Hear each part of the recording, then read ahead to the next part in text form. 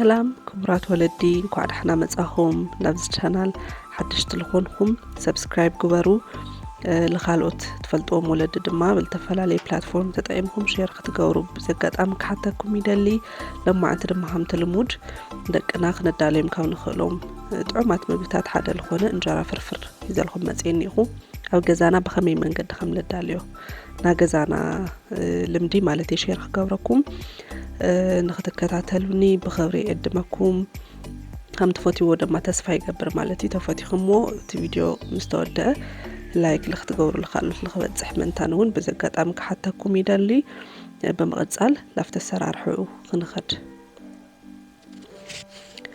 እሺ እሞ ሎማዓንቲ ንጥቀሞም ናቲ ምግቢ ዋና ዋና ነገራት እዮም ሽንጉርቲ ኮሚደረ ካሮት ዝኩኒ ከምኡ ድማ ዱባ ወይ ድማ ስኳሽ እየተጠቂመ ኣብዚ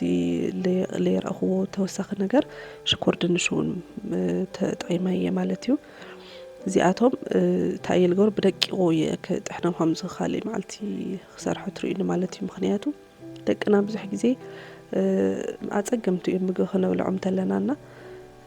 እሳቶም ብለይፈልጥዎ ክሽወድሉ ብልኽእሉ ወይም ድማ ተምችዎም ጥዕምዎም ክበልዕሉ ብልኽእሉ መንገዲ ኢና ክንህቦም ልግበና ማለት እዩ ስለዚ ደቀይ ዕብይሉ ፊት ለፊት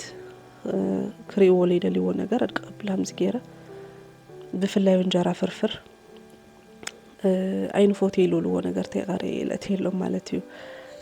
ክሻዕ ኣለርጂ ለይኾኖም ግዜ ክሻዕ ልተስማዕምዖም ለቕርዮ ዓይነት ምግቢ ይህሊ ማለት ስለዚ ሽንኩርቲ ዘይቲ ምስ ጠበስኽዎ ኩሎም ትሪእዎ ኣለኹም መጠን ኣድቂቐ ፋፊቐዮም ማለት እዩ ኩሎም ኣርባዕትዮም ብሓደ እተዮም ብርግፅ እቲ ዱባ ቶሎ በሳሊ ስለዝኾነ መጨረሻ ምእታይ ይከኣል ነገር ግን እዚኣቶም ኩሎም ብደቂቑ ልተፈቕፈቑ ስለዝኾኑ ብዙሕ ሓዊ ኣይደልዩ ማክሲመም ካብ 2 ክሳብ 3 ደቂቓ ጥራሕ እየ ተጠቒመ እዚ ልበይኑ ልኽጠብሶ ማለት እዩ ምክንያቱ ሓደ ሓዊ ብዙሕ ከግንዮም ኣይግባእ ያው ትሕዝቶኦም ላሰኣኑ እዮም ልኸዱ ካልኣይ ነገር ድማ ደቀቕቲ ስለዝኾኑ ቶሎ ናብ ምብሳል ዕድል እኒአዎም ማለት እዩ ስለዚ ብዚ መንገዲ እዚ ኣድቂቐ ስለለዳልኽዎ ብቐሊሉ ሕውሱ ሰቢልና ክድን ተቢልናዮ ብትስቲም ቆንጆ ኮይኑ ይልበስለልና ማለት እዩ ብከምዚ ትሪእዎ ኣለኹም ንደቅና ምግቢ ክነዳሊ ተለና ኩሉ ግዜ ክንሓስብ ለለና ነገር ኣብ ብዙሓት ወለዲ ድማ ከምዚ ሕታት ንሪኦ ነገር እንታይ እዩ ደቅና በሊዖም ካብዶም ምምልኡ ምፅጋቦም እንተይኮነ እንታይ በሊዖም ሎማዓንቲ ክንደይ ዝኣክል ካርቦሃይድሬት ክንደይ ዝኣክል ቫይታሚን ክንደይ ዝኣክል ፕሮቲን ኣግንዮም ኢልና ኢና ክንሓስብ ለለና ማለት እዩ ከዚ ከም ዘረኹሞ ኮሚደረ ዝተጣሓነ ኮሚደረ የእትየሉ ይቅርታ ኣብ መንጎ ዝኣተኹ ሓደ ቲፓት ክናገር ስለ ደስ ልብለኒ እዩ ምክንያቱም ኣብ ብዙሓት ቤተሰብ ውሽጢ ኣብ ኣተዓባብያ ብፍላይ ድማ መጋግባ ውላድና ብዙሕ ፀገም ስለለሎ ኣነ ድማ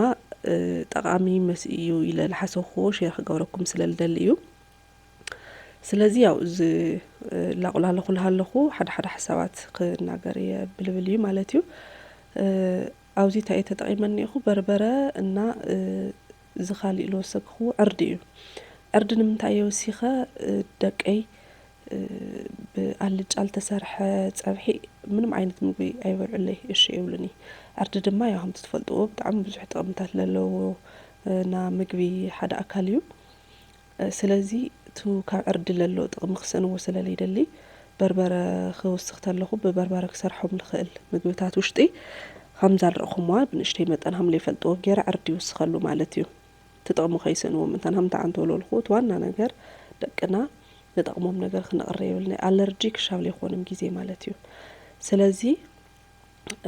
ያው ቢጫ ኮይኑ ብዙሕ ግዜ ተእምኑሉ ቢጫ ዋላ እንቋቑሖ ብፍርፍር እሺ የብሉ የበልዑ ቢጫ ነገር እሺ የብሉ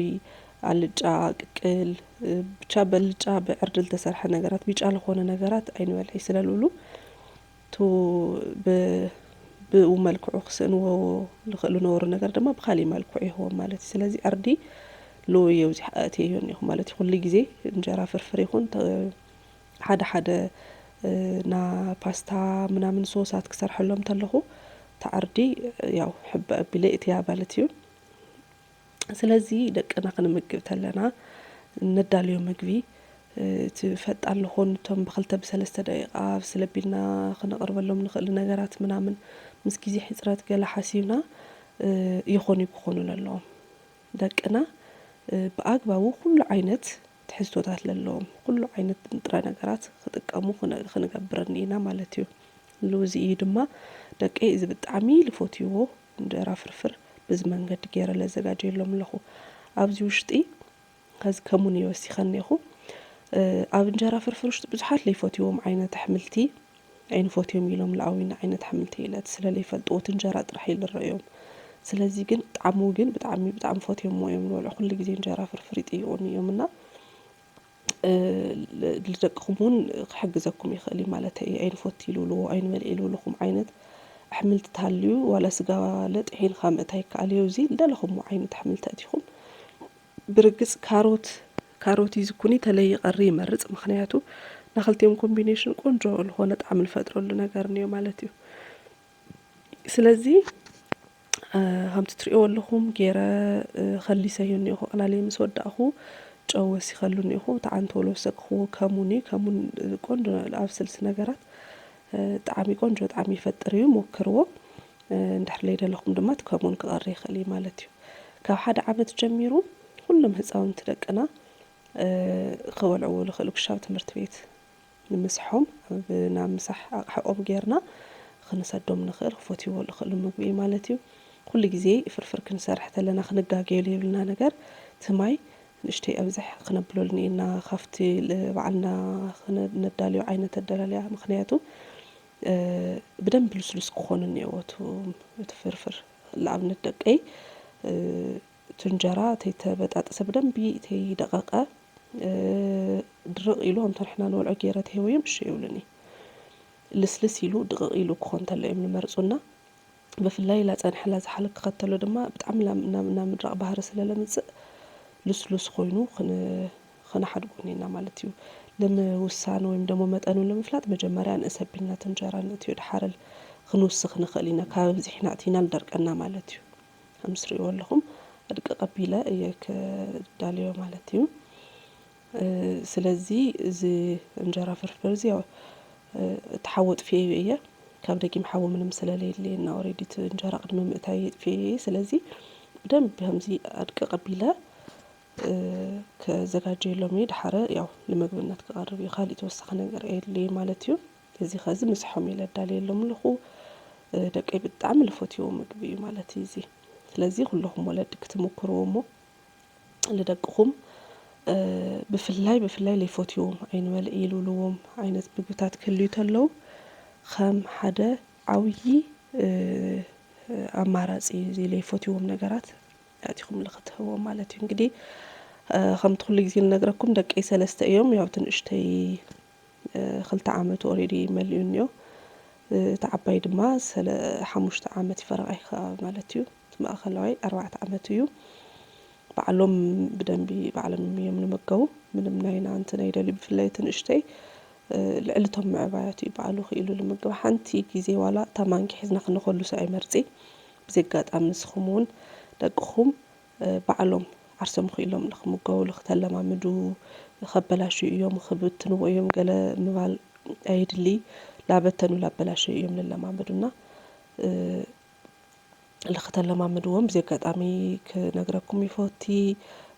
ካብኡ ድማ ያው እዚ ቪድዮ እኳ ካብ ዝቕረፅ ፅንሕ ኢሉ ተኾነ ግን ያው ለቲ 1 ዓመትና ቀሪብና እኒአና ሎማዓንቲ ድሩ 1 ዓመት እዩ ንኩልኩም ወለዲ ምስ ደቅኹም ካብፅሐኩም ክብለኩም ይፈቲ ህዝብና እውን ብሰላም እዚ ሕማቕ ግዜ እዚ ኣሕሊፉ ብሰላም ምስ ቤተሰብና ንኸጋነየና ንኩለና ህዝብና ንክሕልየልና ቀፃሊ ዓመት ድማ ፅቡቕ ሰላማዊ ዝኾነ ብሰላም ሂወትና ንመርሐሉ ዓመት ንክገብረልና ይምነ ንኩልኹም ርሑስ 1 ዓመት ይኹነልኩም እቲ ምግቢ ከም ፈትኹም ተስፋ ይገብር ሓድሽቲ ልኾንኩም ከዚ እውን ሰብስክራይብ ንክትገብሩ ከዘኻኽረኩም ይፈቲ ስለ ተኸታተልኩምኒ ብጣዕሚ እየ ለመስግን ብደጊመ ድማ ርሑስ 1 ዓመት ክኾነልኩም ይምነይ ማለት እዩ ይቐኒየለይ ብጣዕሚ እየ ለመስግን ሞክርዎ ርእቶኹም ድማ ኣብ ኮሜንት ኣቐምጡለይ